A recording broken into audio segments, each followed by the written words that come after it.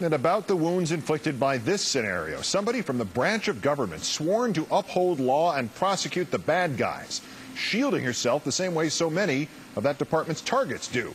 The aforementioned Mr. Dowd's client is Monica Goodling. She's also the Justice Department's White House liaison, and Mr. Dowd says she has invoked her right against self-incrimination. The potential for legal jeopardy for Ms. Goodling from even her most truthful and accurate testimony under these circumstances is very real.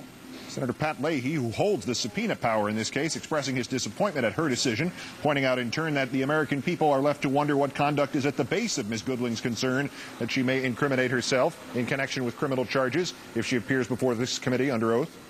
Nobody is under oath on email or in front of a television camera, but the combination of the two can do as much harm as swearing false witness.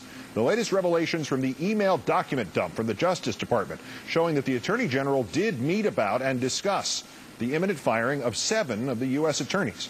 One of the 2 key emails is from Kyle Sampson, asking to schedule a meeting among himself and the Attorney General and White House liaison Goodling and the Deputy Attorney General McNulty and his Chief of Staff Mike Elston and the Deputy Associate Attorney General William Moschella and the Director of the Executive Office for U.S. Attorneys Michael Battle. The other email is a reminder about that meeting, which went from 9 a.m. to 10 a.m. in the Attorney General's conference room on Monday, the 27th of November last. That is 10 days before the dismissals became official, which appears to completely contradict the Attorney General's claim on March 13th of this year that he, quote, was not involved in any discussions about what was going on. The White House seeking to explain that discrepancy through the Deputy White House Press Secretary Dana Perino.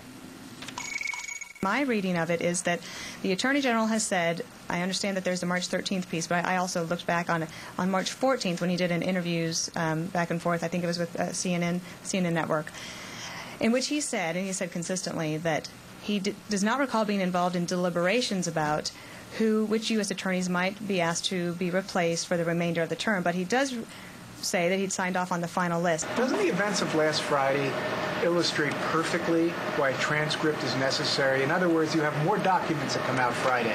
You have the Attorney General saying something that appears inconsistent, and then you say, but look at the transcript of CNN on the 14th. I see your point.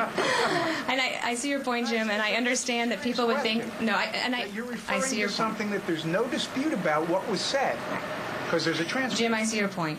But, however, this is the decision that we have made, is to allow for interviews that would be on the record where people could take notes.